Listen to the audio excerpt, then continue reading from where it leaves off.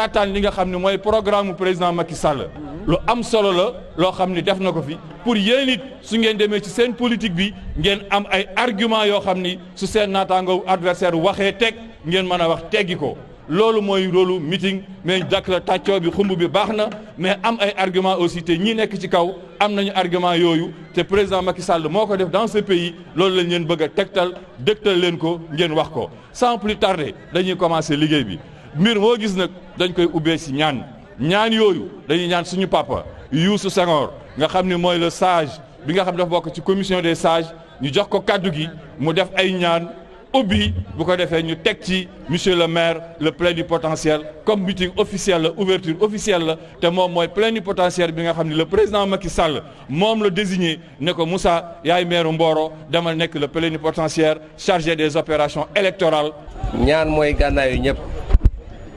ñu ñaanal suñuy leader ñi nga xam ni fu mbir mi yegg si fi ñoo ko fi indi ñu bokk nekk benn jublu fenn liggéeyal kenn mooy le président Macky Sall kon ñu ñaanal leen lii yàlla dafa leen ci ndam lu rëy feesu suñu njor ñu ñaan fii nii nu toogee fii di meeting di xeexal suñu président yàlla defal ko ndam yàlla ñu doo soir du 24 février du dajewaat fi ñun ñëpp fête victoire Macky Sall yàlla mën na ko yàlla taal rek ci ba xam ne ko def. asalaamaaleykum mbokk Mboro asalaamaaleykum mbokk tund Mboro am naa mbégte ci mobilisation bi am naa mbégte ci ànd bi nga xam ne ànd nañ ko ci coalition bi ñëpp ànd nekk bokk ndey ak baay bokk bëgg-bëgg mooy réélection du président Macky Sall au premier tour le 24 février incha allah te Mboro bokk ci commune jiitu. ma leen xamal bis bu am solo la période bi ñu nekk dina déterminer avenir Mboro ndax nu résultat ba toll rek noonu lañ si président Macky Sall di fay kon nañ ko jàppe noonu jàll rek gënul doyul da ngay jàll bokk ci commune yi jiitu ci pourcentage nañ góorgóorlu ba lu gën ngaa néew ñu am 70% su boobaa balaa na gën a déwén di ngeen gis Mboro changé bu baax a baax. campagne électorale nag mooy samp sa mbër mu jàkkaarloog adversaire am nga wax ay qualité am wax ay défauts yi ay adversaire am sunu président Macky Sall su fekkente ne jëmmu boppam la nit ku yaru ko nu ko liggéey la beneen bi ci des ko am bilan la bilan bi nag man duma ci sori ndax man du ma jeex damay làmb daj fii ci Mboro laay tàmbalee bàyyi yëg ci kaw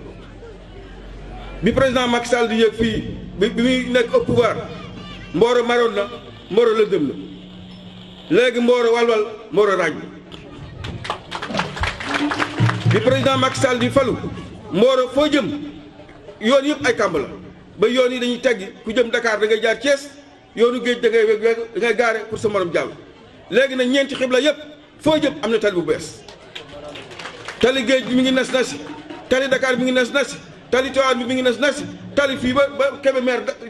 Kébémer Saint-Louis sax soo bëggee dem Saint-Louis ajotul nga jaar Tivaouane da nga jaar Kébémer génn président Macky Sall defar nañ deuxième collège ma nga fële ci ginnaaw école Madior Niang président Macky Sall defar nañu foyer socio éducatif boo xam ne liggéey ba rasé na lépp a ngi ci complexe laa ko mën a tuddee président Macky Sall defar nañ ferme avicole boo xam ni agro aviculture la ñu ngi fay yaat ay ginaar mbay ma commencé na ak un système solaire boo xam ni da ngay bës bouton rek muy roose kon li nga xam ne président Macky Sall def na ko lim du ko jeexal su ma ko limee sama orateur yi tey ne sama ginnaaw duñu wax ginnaaw loolu jikkoom rafet na jëfam rafet na ci biir Mboro ñu wax tuuti ci nga xam ni ñooy ay wujjëm ñaari catégorie la ñenn ñi mosuñoo xam lan mooy gouvernement mosuñoo dugg ci gouvernement te nag capitaine gaal soo jëlee capitaine boo xëy ne mosut a dugg ci géej soo suuxee yaa ko teg sa bopp. catégorie boobu mosu ñoo yëlëf village mosu ñoo yël ab dëkk mosu ñoo nekk gouverneur mosu ñoo nekk préfet mosu ñoo nekk ministre mosu ñoo nekk secrétaire général présidence mosu ñoo nekk lenn président Macky Sall nag nekk na DG nekk na ministre nekk na premier ministre nekk na président assemblée nationale nekk na président su may tànn yoon nag ku ma gunge nag dama tànn ki nga xam ne jaar na ci yoon wu leer xam na yoon waaye du ma tànn kuy làmbaatu beneen groupe bi beneen catégorie bi am na ci ñoo xam ni mos bokk na ci gouvernement bi jàll mais ñooñu su seen ñeex safoon duñ leen tuur seenum ñax moo saful ñu tuur leen ñu bëgg a làmbaataat bëgg a samp kon lii nañ ko jàpp te ñu am fulla ak fayda te ñu bàyyi xel ci lii ba leen wax président Macky Sall dafa équitable dafa maandu bi gouvernement bii mu samp ba élection présidentielle jàllee dafa teg résultat yi ba mu dëkk boo jiitu ñu ni digg mu ni yéen lu ngeen soxla ma jox lañ di ko topp ndaaree amuñu dara ña am 50 yam sax amuñu dara kon nañ fexe ba suñu pourcentage gën ngaa néew ne na 70%. kenn ku nekk bul yem sa bopp même suñu mbokk opposition yi nga xam ni pour le moment demaguñ fenn ku ci am mbokk naxanteel ak moom ne ko bu mu topp góor gi na topp intérêt Mboro sànni ñu kat ñu am 70 à 80% Mboro nekk comme Paris jërë ngeen jëf. Merci monsieur le maire.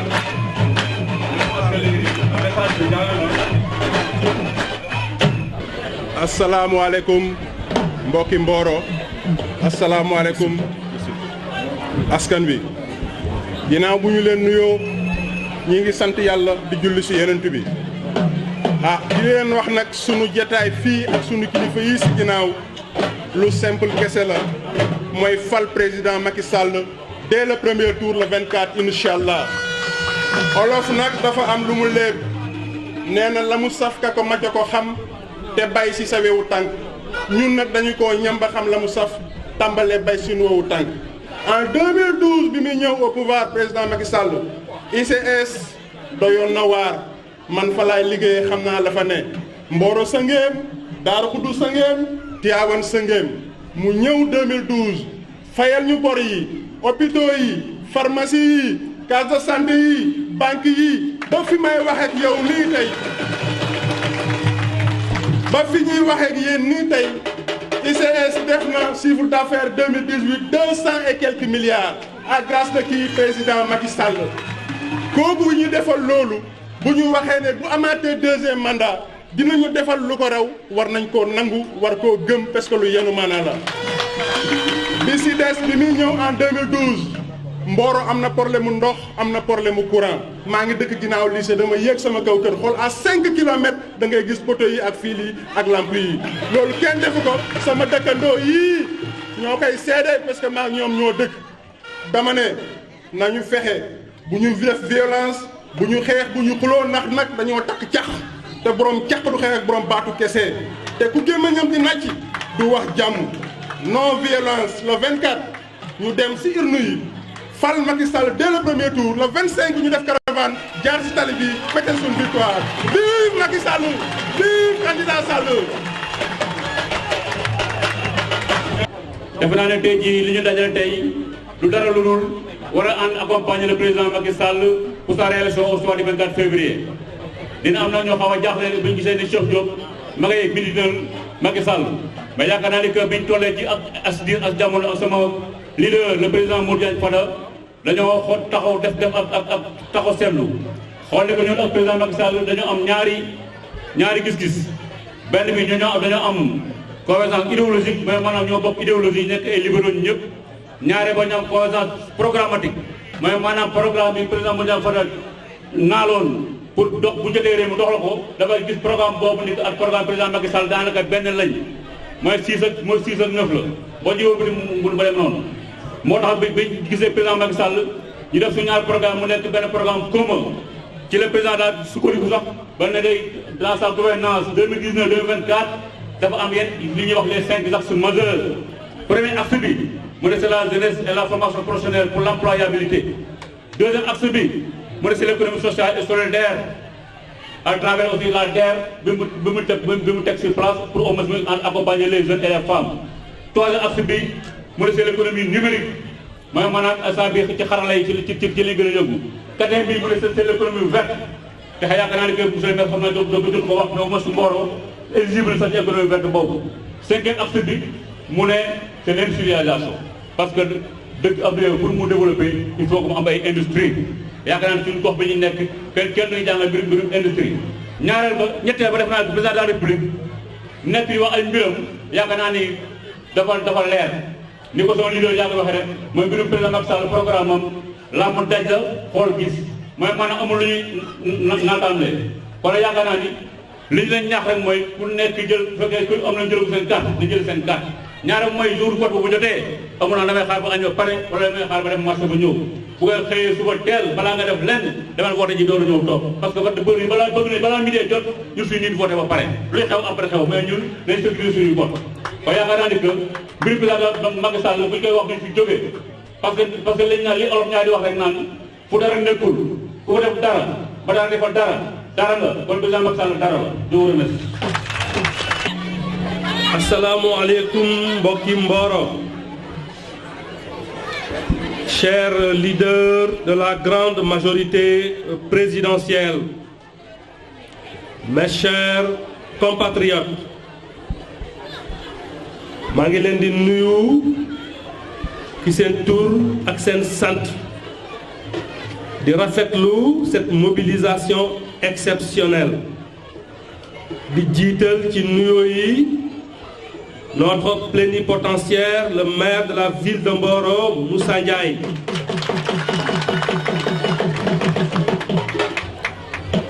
di teg ci nuyoo yi suñu frères yi nga xamante ne ñoom lañ fi fekk ñu nekk à l'Alliance pour la République muy Abdallah Tall ak docteur Abdoulaye Dieng.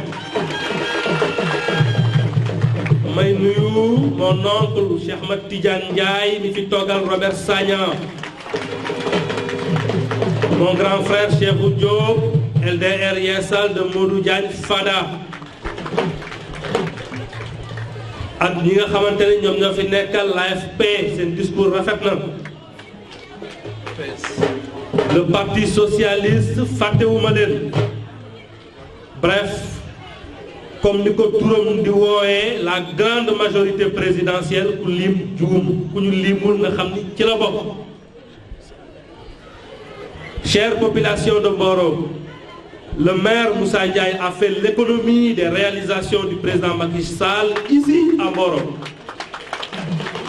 moom nag moo ci gën a yeeyoo parce que moom mooy le premier magistrat de la ville moom moo mën a wax lan la Macky Sall def ci Mboro waaye li mu fi wax. kenn ku ne ci yéen mënoon na tenir ce discours là parce que c'est du concret c'est du réel du lu ñu inventé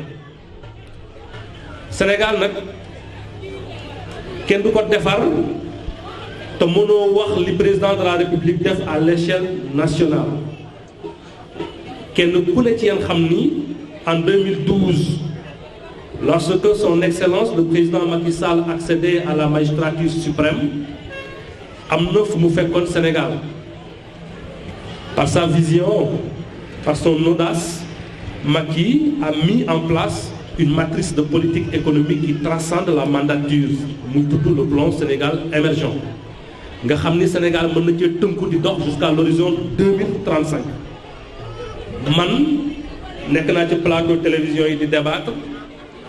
dem naa ci rajo yi di débattre sëkk ak waa APR ay débat en toute modestie, au-delà des contingences politiques et autres appartenances partisanes, gisaguma un intellectuel bu ne le plan Sénégal émergent n'est pas un bon plan. Unanimement, les intellectuels sont d'accord que c'est un plan très bien réfléchi sur lequel le Sénégal peut dérouler ses visions pour atteindre les sommets de l'émergence. Ça c'est avéré. Ku xam les institutions internationales seen ay rigueur comme l'OCDE, comme le FMI, comme la Banque mondiale, si nous devons saluer les performances économiques et financières du PSE, je pense que les Sénégalaises et les Sénégalais doivent s'en réjouir. man nag les axes programmatiques je vais les dama ciy wax ñett rek yoo xamante ni war na mën a doy pour kenn ku ne xam ni Macky Sall mérite un second mandat. Je suis pas de l'APR, je suis de l'UCS de Abdoulaye Baldé, mais bi ñu xoolee économie réew mi taataan ko xool le pour et le contre dañoo xam ni la stabilité du Sénégal mooy ñu falaat Macky Sall à la tête du Sénégal. boo xoolee l'audace et la vision dont Macky a fait montre au niveau de l'économie distributive boo xoolee wax mooy li nga xamante ni croissance moo ko créé nga jël ko di ko redistribuer ci population yi foofu lay taxaw. xam ngeen ni bourse de sécurité familiale yu fi caaxaan du doon inventé xam naa sax am na fii ñoo xamante ni chaque trimestre ñu fayal c'est du réel. La couverture maladie universelle xam ngeen ni c'est du réel parce que boo amee ordonnance wala ngay faju doo fay lépp da nga koy séddoo ak état bi c'est du réel. mais beneen bi ci topp du am importance te Mboro war ci bàyyi xel mooy toujours dans l'économie distributive mais le président de la République a pris un fils de Mboro teg ko à la tête de la délégation à l'entrepreneuriat rapide, la DER. C'est pourquoi je fais un clin d'œil et je lance un appel aux jeunes d'aller se former, d'avoir la matière grise, d'avoir la capacité de monter des projets pour bénéficier de ces milliards-là parce que c'est pour vous. soo jógee ci loolu nga dem dans le rééquilibrage du territoire. Le président de la République tey bu njëkkoon Dakar rek moo doon Sénégal mais léegi gis ngeen ñu inauguré le pont de la Gambie autoroute bi di daw fu ne donc actuellement les infrastructures sont partout. Macky est en train véritablement d'accélérer la cadence pour inscrire le Sénégal sur les rampes de l'émergence et ça ku soxorul ku ne war nga ko mën a nangul parce que wax sa mbaaxu morom di yàq dara ci sa mbaax. Macky incarne la stabilité du Sénégal. Macky mérite un second mandat parce qu'il a commencé un travail boo xam ne suñu ko continuer kenn ku ne ci ñun dina ci gis njariñam et je pense que le Sénégal doit se réjouir d'avoir un président de la République comme Macky qui a un cœur suffisamment dilaté pour pouvoir contenir toutes ces figures emblématiques autour de lui pour incarner l'avenir du Sénégal. Vive la République, que Macky ait un second mandat au soir du 24, que Mboro gis ci boppam. Vive la République. Je vous remercie.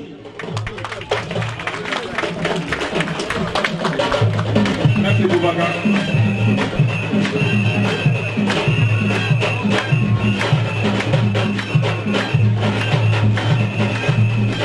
Merci Boubacar.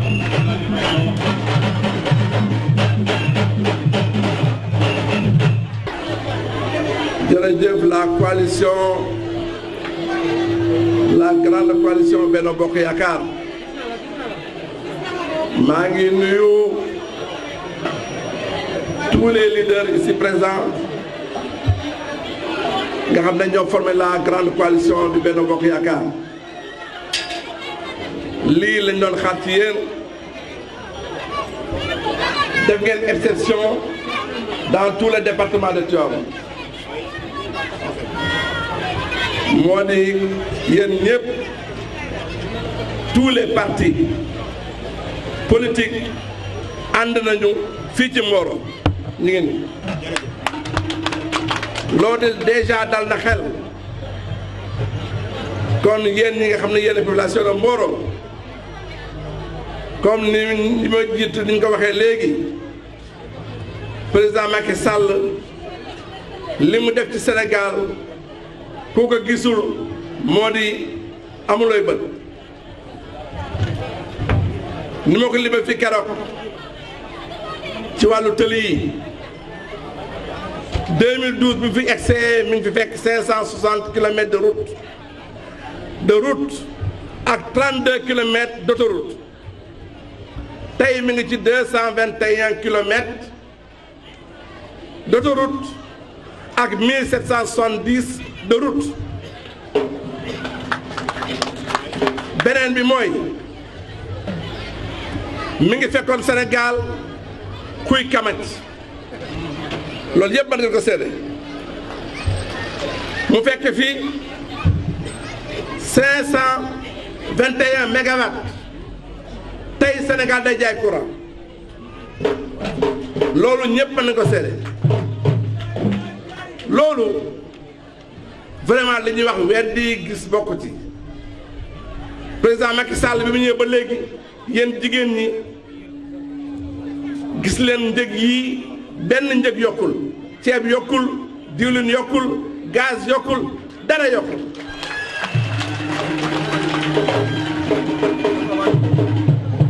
loolu nag ku mu doyal dara du doy kon liñ koy waxal nii nañu ko jox premier tour ñu fal ko au premier tour je crois que waa Mboro daañu fal le président Macky Sall au premier tour ndax li mu leen defal le maire Moussa Ndiaye que je salue wax na ko léegi ci li mu lim ci li mu réalisé à Mboro ci wàllu mbay mi dafa ne dana fexe ba baykat yépp léegi ku ci bay li ngay bay danga ko jariñoo lu mu def créer des magasins de stockage agréés par l'État du Sénégal avec les banques du Sénégal maanaam jël ay magasins def ko magasin yoo xam ne nii daañu ko agréé ci banques yi ak État Sénégal nga xam ne ni lu ñu bay man ko faa stocké boo bayee ba pare nga bay disons sa 1000 saaku carotte nga ne léegi njëg gi neexul da lay permettre nga jël sa saaku yooyu yóbbu ko ca magasin ba defal la bon nga dem jël xaalis ca banque ba loolu wote nañ ko déjà à l'Assemblée nationale daañu ko appliqué année prochaine incha allahu taala kon yéen waa Mboro ngeen di ay baykat loolu mérite na ngeen wote président Macky Sall beneen bi mooy li ma wax léegi ci wàllu courant projet de président Macky Sall bokk ci mboolem dëkk yi nekk Mboro di yóbbu na fa courant fii ma toog di wax ak yéen am na benn dëkk boo xam ne ñu ngi fa yóbboon courant daaw fii ma toog di wax ak yéen ci suba lañ ma woo président Macky Sall joxe na instruction waa Seye la ñuy def di taal courant bi mooy sant Touba Ndiaye léegi nii à l'instant même. je dis même à l'instant même fii ma toog di wax ak ñoom laa doon jokkool ñu ngi dem pour taal courant bi à sant Touba Ndiaye kon loolu le président man ku am soxla mu faj ko ku am gis-gis mu wax ca la man kon waa Mboro da ngeen fexe ba ñii nekk di wër ci dëkk bi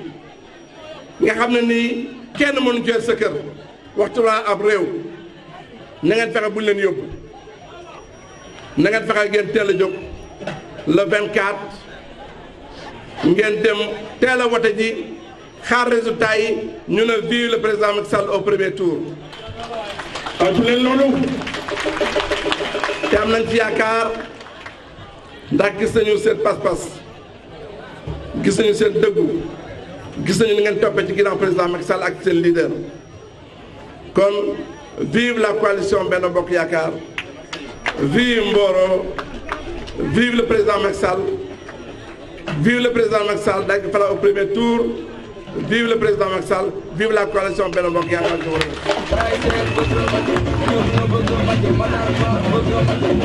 asalaamaaleykum mbokk Mboro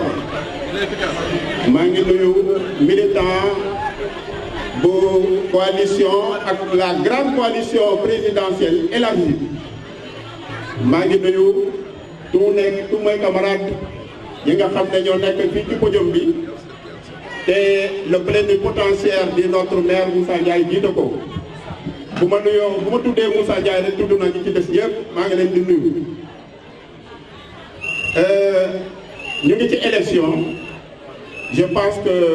tey mooy juróomeelu fan bu ma juumul ba ñu commencé élection yi ba léegi dégg ngeen candidat yi nga xam ne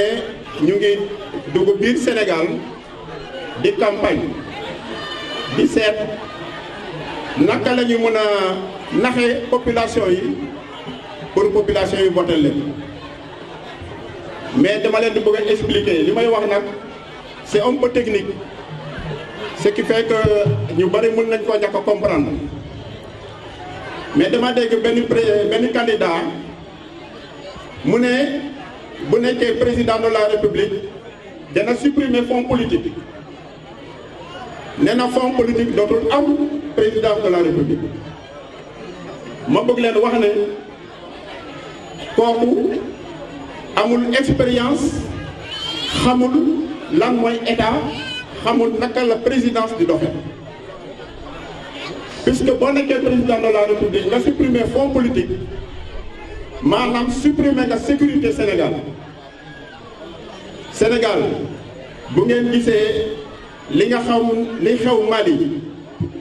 ay nit jóge fële yor seen gànnaay ñëw dugg biir Mali faagaagal Mali ba Mali Sénégal di fa envoyé ay soldats ñu leen di jàppale Mauritanie envoyé fa ay soldats ñu leen di jàppale Niger Tchad ak yeneen i réew ñu bëree bëri envoyé fa ay soldats ñu leen di jàppale te loolu agsiwul Sénégal loolu ci kaaraange boo xam ne mu ngi jógee ci gestion fonds politique la jóge kon président bu candidat bu taxaw wax ne bu ma nekkee président danaa supprimer fonds politique maanaam boo ñëwee da nga daaneel Sénégal ay nit danañu jóge fële ñëw faagaagal yi ñaanuñu ko yàlla moo tax bu ñuy dénk nañu dénk ko xam bu ñuy dénk nañu dénk ko jàng bu ñuy dénk nañu dénk ko maandu bu ñuy dénk nañu dénk ko am baraka ñun séeréer yi ñun xam nañu loolu bu ñu tànn suñuy buur ca cosaan la doon nañ ko def booy tànn buur da ngay seet buur bi nga xam ne moo baax gaaf loolu la ñuy wax baraka ci wolof je pense xaw ma ni ñu koy waxee ci wolof mais ñun ci séeréer buur bu am gaaf bu baax te loolu bu ngeen seetee le président Macky Sall bi mu ñëwee ci la ressources naturelles yi yëpp feeñ ci biir Sénégal muy gaz bu bëri feeñ na Sénégal nga xam ne Sénégal mun na nekk ci juróom wala juróom-ñaareelu réew mi nga xam ne moo ëpp gaz ci àdduna bi loolu feeñ na ko ñu jóge foofu pétrole bu bëri feeñ na biir Sénégal te pétrole bi li gën a ëpp ci li nga xam ne moo feeñ Sénégal mu ngi feeñ ci région bi nga xam ne fa la président Macky Sall juddoo ci région Fatick au large de l'île de Dionewar foofu la pétrole bi gën a ëpp foofu la feeñ kon war ngeen a xam ne président Macky Sall président bu am baraka la kon bu ñu demee bay falaat te mu liggéey fii juróom-ñaari at yoo xam ne dafa mucc ayib bu ñuy dem ba ñuy falaat waruñu am yox-yox yi waruñu am xel yaar waruñu hésiter nañu fal le président Macky Sall au premier tour le 24 février. boo ko defee nag li nga xam ne président de la république jagleel na ko Mboro yéen xam ngeen ko mais ñun buñ ko falee avec un score honorable Macky Sall nit ku gore la dana dolliwaat Mboro kon bu ko defee damay gàttal foofu pour wax leen ne lii juróomi page la yëpp ay réalisation président Macky Sall juróomi page la bu ma ko doon cité mën nañu nekk fii ba 22 heures du jeex kon bu ko def maa ngi leen di sant di leen di gërëm asalaamaaleykum wa rahmatullah.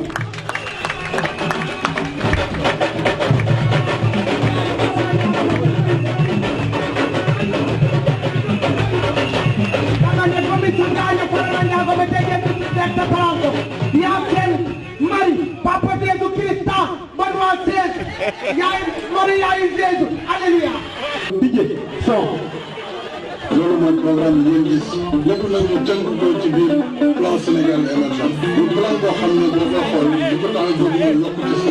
Sénégal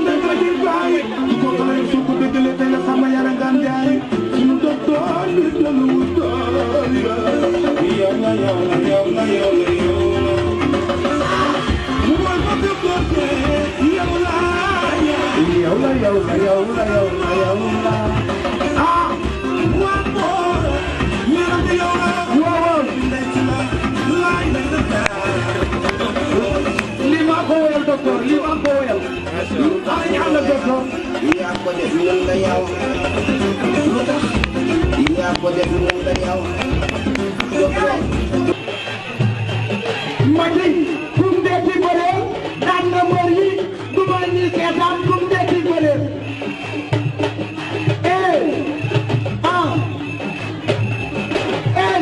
bul fa sa dënn dama ñun ñëpp ba yow la ñuy woteel bul fa sa dënn dama ñun ñëpp ba yow la ñuy woteel merci bu leen di sonal seen ndaw di mel ni leen réew mi Macky Sall moo fi toog xam nga moo xam moom moo tëddee nelawan Macky xam na la jërë ngeen jëf jërë ngeen jëf jërë ngeen jëf mbokki Mboro maa ngi leen di nuyu yéen ñëpp ku ci nekk ci turam ak santam di ngeen ma may nag ma nuyu ñi ma àndal muy la grande coalition de la majorité présidentielle bi liggéeyal président Macky Sall fii ci Mboro te nga xam ni plénipotentiaire bi ñu jiital mooy monsieur le maire Moussa Ndiaye ñu teg ci le coordonnateur du comité communal mon ami et mon frère Abdallah Tall ma teg ci nag nuyu le doyen Charles Sène bi représenter le parti socialiste sargal l'honorable député Cheikh Tidiane Ndiaye teg ci nag nuyu ñeneen ñëpp seen rakk yi topp seen gannaaw pour bañ a guddal man nag li may dooreeg yéen mooy eggee leen tuuti ci profession de foi bi président Macky Sall def profession de foi mooy sooy laaj nit ñi di nga am loo tibbee seen xol bind lettre bataaxal jox leen ko bataaxal boobu nag dinañ ko multiplier lu bari yéen ñëpp ngeen jot ko xam naa ne bu temps bi buñ teeloon a commencé dinaa ci commencé ci première ligne bi ba ci fin bi daal di leen koy firil mu leer tuuti seen bopp ngeen gën ko jàngaat den jox ko ñeneen ñu jàngaat ko ñu xam li mu tibbee ci xolam wax ko askan bi ak li muy xaar ci ñoom waaye damay door ci premier paragraphe bi li mu ci wax ni depuis 2012 la lutte contre les inégalités et les injustices est au cœur de ma politique. J'ai engagé dès mon accession à la magistrature suprême des programmes d'équité sociale et territoriale pour qu'aucune Sénégalaise, qu'aucun Sénégalais ne soit laissé en marge, qu'aucun Sénégalais ne soit laissé en marge de notre chemin vers l'émergence. Que chacun retrouve la confiance en soi pour qu'ensemble nous puissions bâtir le Sénégal de nos rêves. ci wax bi la tëggee woon programme yoonu yokkute bi nga xam ni moom la ñu tegaloon 2012 wax li mu mëbatoon pour ñu fal ko soo gisee programme yoonu yokkute li ci nekkoon li ëpp solo mooy lutter contre les inégalités sociales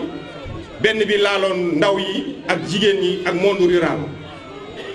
bi mu ko commencé ci première année bi balaa mooy tëgg plan bi nga xam ne mooy doon le seul référentiel de politique économique et sociale muy PSE mu commencé ay jéego ci yoonu yokkute bi mooy lu njëkk la mooy bourse de sécurité familiale ndax gis na ni ñi gën a néew doole loof nañ il faut état jàppale leen gestu leen xam naa ni monsieur le maire waroon na leen mën a sax jox lim ñi am Mboro bourse de sécurité familiale mu teg ci wax ni accès à la santé mu wax couverture maladie universelle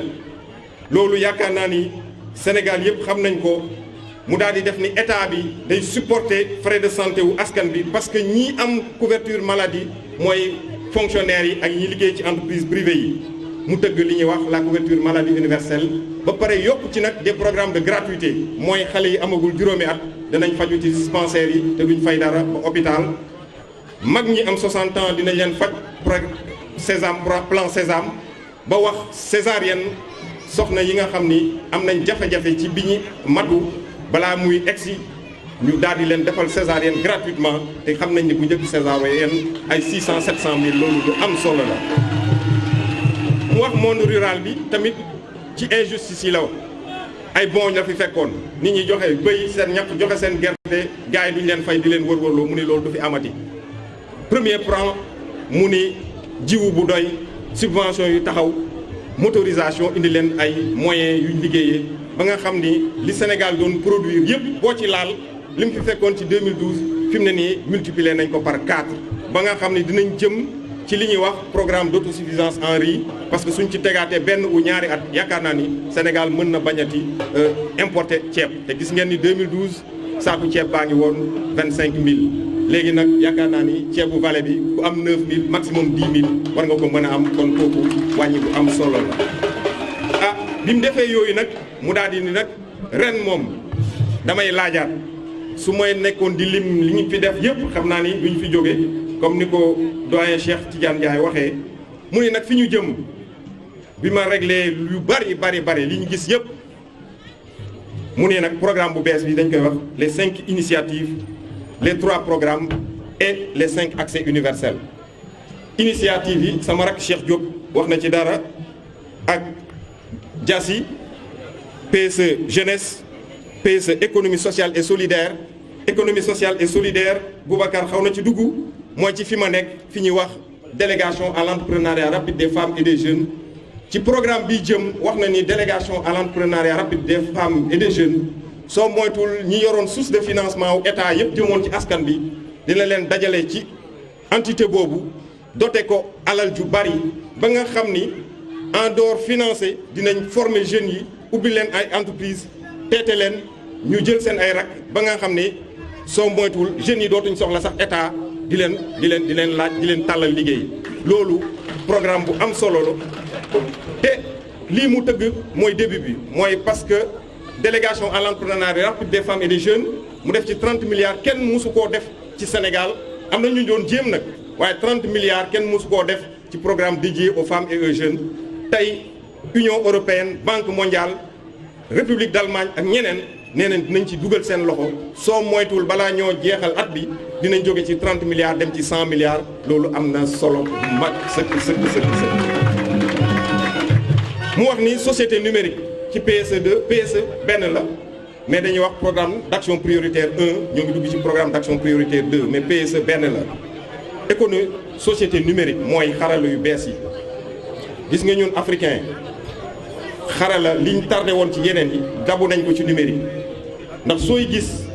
li ñuy wax nano crédit xaalis ci économie numérique li ñuy def nii transfert d'argent daanaka ñun africains yi ñoo ko inventé parce que taux de bancarisation bi dafa tuuti kon dinañ dem ba ñun ci suñu ingéniosité suñ doom yi nga xam ni ñoom tamit dugg nañ ci dinañ dem ba économie numérique dinañ ci indi suñu wàll bu mat sëkk ba réewu Europe yi di ñu ko roy parce que bu leen ko xeeb réewu Europe yi ñoo ngi ñuy roy ci Orange Money ak yeneen ak yooyu fii lañ ko Afrique ñun Sénégal ci ñu ko inventé ci lañ bokk. Reforestation durable sur tout le territoire national ak cap sur l'industrialisation ku mu ko wax war nga ko gëm ndax pôle Diamniadio gis nañ ko lu Sénégal musul am Sénégal dafa defaroon li ñuy wax zone franche industrielle waaye def foon infrastructure yi gars yi ku ñëw bëgg a installer ces entreprises di nga def benn at ñaari at pour am ndox électricité leneen ak leneen ñu lay tardeel beneen pays bu mel ni Île Maurice li Sénégal di def tey nii structure yi ngeen di gis Diamniadio Île Maurice def ko gars yi bëggoon a ñëw Sénégal yëpp jubal Île Maurice ñu perte lu bari lu ñu yaakaaroon bii paa nag def na lu met 20 milliards pour ñu defar ay pôle ci pôle Diamniadio bi pour entreprise boo xam ne da ngay ñëw rek say machine ngay ñëw teg installé dina ci defaat 60 milliards te am na benn waay bu jaaroon Mboro moo ngi fa muy Mamadou Ba am na lu bëri loo xam ne xëy na dina ci mën a waxtaanaat ak moo Mboro loolu lu am solo la. mu wax nag les 3 grands programmes mooy zéro bidonville nee na bugg na ba Sénégal du amati bidonville gis ngeen ko bidonville bi nekkoon ci wetu Liberté 6 fan yi liñ fa def ba ñi fa amoon ay këru seng yëpp defaral nañ leen ay kër en dur. loolu nee na dina ko tasaare ci Sénégal yi dëkk bu am bidonville dinañ transformer bidonville yooyu ba mu doon ay dëkkuwaay yu mucc ayib. zéro déchet programme bu mag bu nar a tasaaroo ci Sénégal pour transformer des déchets ndax dañ koy wax ni ordures yi dañ ko war a def de l'or dur. ensuite ville créative ville yoo xam ni dinañ dund bu fa Promoville jaaree defaral leen ay tali urbanisation. creuset culturel bi nekk ci dëkk yi dinañ leen jox ay infrastructure comme espace jeune bi waaj a am ak yeneen ba nga xam ni dëkk yi dinañ dundaat ci caada culture ba dëkk yëpp gis seen bopp loolu mooy ñetti grand programme 3 accès universel mooy li nga xam ni doomu aadama yëpp ñoo ko yeyoo ci Sénégal bu njëkk bi mooy eau et assainissement ndox gis ngeen li mu fi def ci Mboro de maroon nañ mu teg lu ñuy wax programme PUDC programme d'urgence de développement communautaire defal ñu forage ba li maire di wax li ko suñ jëm si yàlla njaat ma njaa doon wax Mboro wal loolu je pense que ñoo ngi koy dund. électricité ah yaakaar naa ni am na ko wax léegi ni sur 3 kilomètres poto yaa ngi dem loolu tamit weddi gis bokku ci services sociaux de base mooy école yi dispensaires yi nee na programme bu mag boo xam ni 0 abri provisoire dina egg si Mboro ci courant 2019 bi fépp fu fi am classe boo xam ni néegu ñax la état du Sénégal dina ko transformer mu doon classe boo xam ni xale yi dinañ ci toog ci conditions yu excellentes pour mën a jàng def ay performances. service de mobilité collective bu ko waxee mooy transport yi gis ngeen bu njëkk 7 places rek 7 places moo ngi ñuy dajji nag waaye fii ak ci 2019 soo moytul 7 places yi doo leen gisati ndax li Dakar dem dikk di def bus yi jógee nga toog ci bus bu confortable jógee Dakar ñëw ba Mboro jógee Dakar dem Saint-Louis dina ko gën a tasaare yokk ci ay yeneen ak yeneen ba indil ñu li ñuy wax le train express régional qui est une innovation en Afrique de l'Ouest mais nag fàttewul service culturel gis ngeen stade yi commencé li ñu tëwoon yëpp daanaka def na ko arène nationale président yi fi jaar yëpp të na leen ñu dem mënuñ koo réaliser digde def na ko arena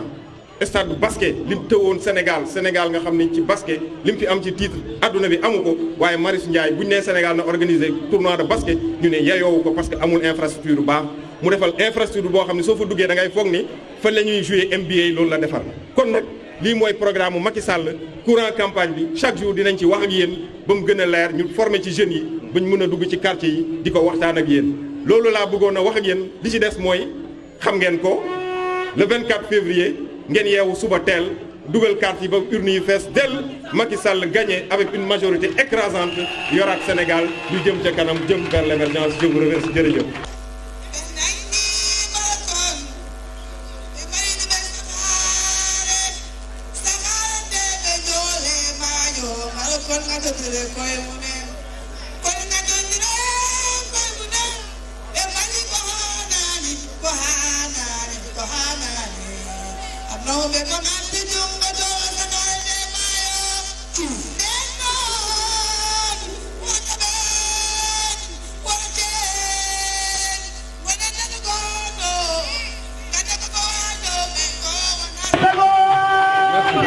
merci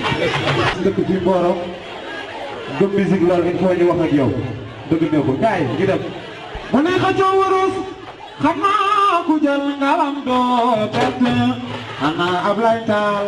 su may duggee ci yow laay àndal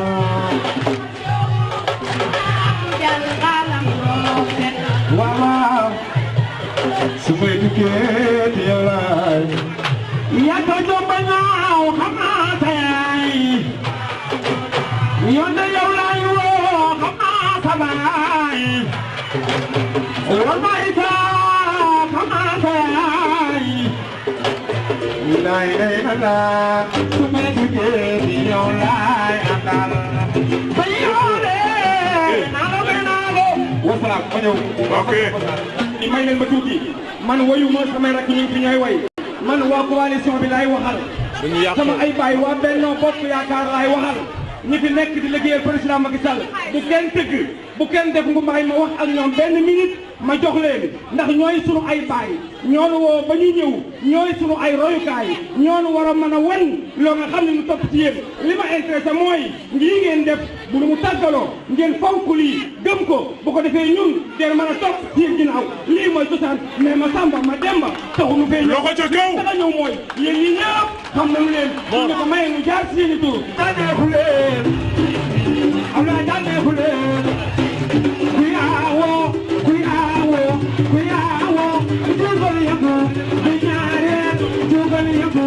kuy aawoo juugal yëngu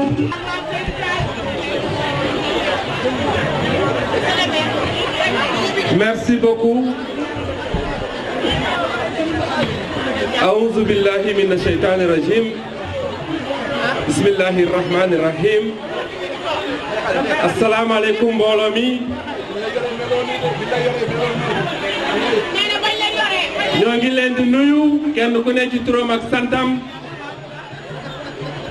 di jiital ci nuyoo bi sunu mag sunu plénipotentiaire monsieur le maire Moussa Ndiaye di ci teg sama xarit sama doomu ndey docteur Abdoulaye Dieng maa ngi nuyu sama mag sama xarit Cheikh Tidiane Ndiaye Ngal maa ngi nuyu sama frère monsieur Sarl Sène maa ngi nuyu sama rakk Cheikh Diop di nuyu mon frère Daniel Yuga Mbeng maa ngi nuyu sama rakk sama jarbaat Boubacar Diassi maa ngi nuyu képp ku fi teew ñëw tey ngir bés bi yéen waa grande coalition ñoo ngi leen di nuyu yéen ñëpp tey mbégte lañu am ci mun a door suñuy activité ngeen def mobilisation bu mag bi ñëw wuy siñu malgré yitte yu bëri kon ñoo ngi leen di sant bu baax ñi fi jël ay kàddu yaakaar naa wax nañu l'essentiel commencé ci monsieur le maire wax ay réalisations yi nga xamante ne le président Macky Sall def na ko dans la localité sunu mag Cheikh Tidiane Ndiaye dégg ngeen li mu wax ci ay réalisation président mu demee noonu ci ñi fi jël kàddu yépp kenn ku ne wax réalisation président waaye nag le docteur Abdoulaye Dieng ba mu jëlee léegi yaakaar naa ne dafa fàtt ne may itam war naa cee wax tuuti mais daanaka wax na lépp mais su ma fàttalikoo au mois de février 2012 à 3 heures du matin quand Macky Sall nous a trouvés ici dañoo jëloon un engagement fort devant lui ne ko président Macky Sall au soir du 26 daañu la fal président de la République du Sénégal engagement boobu yàlla suturaal ñu may ñu nekkoon dans le département de Tivaouane la seule localité à avoir gagné au premier tour kon loolu ñoo ngi ñaan yàlla sunu borom yàlla nañu yàlla mayaat ñu jëlaat cet engagement devant le président et d'ailleurs jël nañu ko ba pare jël nañu engagement ci président Macky Sall que inchallah le 24 février inchallah Mboro encore sera la première commune à avoir gagné ñu ne fu ñu tase ak yéen pour présenter sunu programme dafay doy pour ñu wax les réalisations du président Macky Sall réalisation yooyu nag dañuy wax booy bay yëkkal ci sa yoomu président Macky Sall keroog ba mu fii ñëw en février 2012 tëliru na ñaay bii ci la jaaroon waaye ba mu cay jaar ay kàmb kese la woon mais tey jii ñëpp gis nañu ne mu mel loolu dafa bokk ci ay réalisation yi nga xam ne moom la def président Macky Sall xam na ne waa Mboro dañoo nekk ci gox boo xamante ne napp gi dañ ko fi def mu ne man nappkat yi képp ku yor gaal may naa la 1 million d'avance ndax moteur bi lu muy jar jox naa la 1 million te loolu waa Mboro gi bénéficié wu nañ ci président Macky Sall ba mu ñëwee fii fekk ne ICS di Socrate ñu naan dafay tëj wala du tëj moom moo fi indi ay nit yoo xamante ne nii ñoom ñoo reprendre ICS ba tax tey jii borom kër gu ne sa xel mën a dal ci ngay xëy di wàcc kon président Macky Sall mooy ki nga xam ne dafa am yërmande ci xale yi ne xale yi bu ñuy faju te amuñu juróomi at waruñoo fay dara président Macky Sall mooy ki am yërmande ci màgget yi ne ku am juróom-benn fukki at booy faju waroo fay dara président Macky Sall mooy ki am yërmande ci jigéen ñi ne bu ñuy def césarienne duñu fay président Macky Sall moom mooy ki am yërmande ci ñi nga xam ne amuñu doole war a faju yu cher lu mel ni ay hémodialyse mu ne man maa koy fay ñun ñëpp xam nañu lan mooy hémodialyse. hémodialyse képp ku koy def da nga ko def ñetti séance par semaine séance bu ne fukki junni ak ñett ngay fay ku amul doole mënu koo def mais yërmandeem may na ko mu ne loolu képp ku mu am man maa lay jël en charge ba tax Kaolack Touba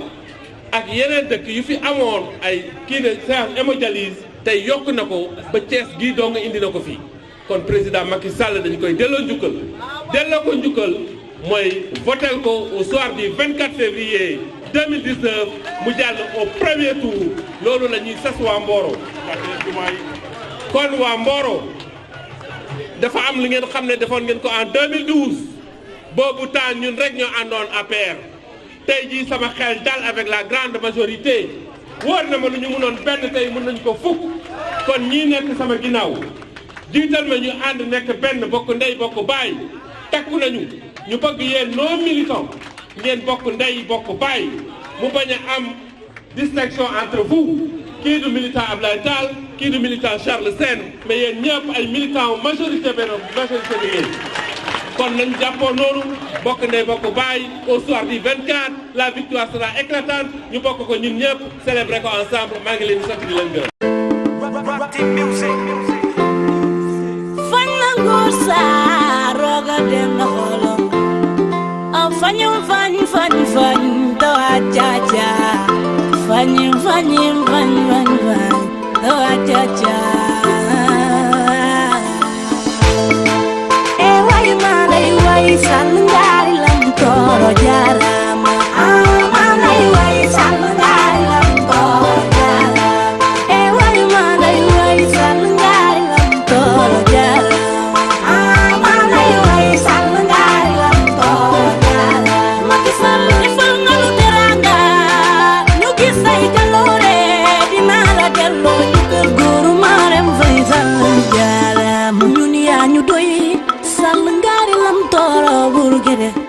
say jëf yu leer tax na tey ñëpp kontaan sax di la bége bañuy xëccoo wurus yow Sall Ngaari yaay suñu ngalam gis nañ fi émergence jafe-jafe ci réew mi yaa ko fi jële yoo lelelelelelelelel yoo aaye gis nañ fi lu ci mel ni jam ñaajo aleen na autoroute ba Ila Touba tabax fi ay juma yow la nu wóolu ndaanaan nga duñu la fi jële e way malay way Sall Ngaari lam toro jarama malay way Sall Ngaari lam toro jarama e way malay way Sall Ngaari lam toro jarama malay way Sall Ngaari lam toro jarama Macky Sall defal nga nu teranga ñu gis say jaloore dinaa la delloo ñu kër góoru Marème Faye Sall jarama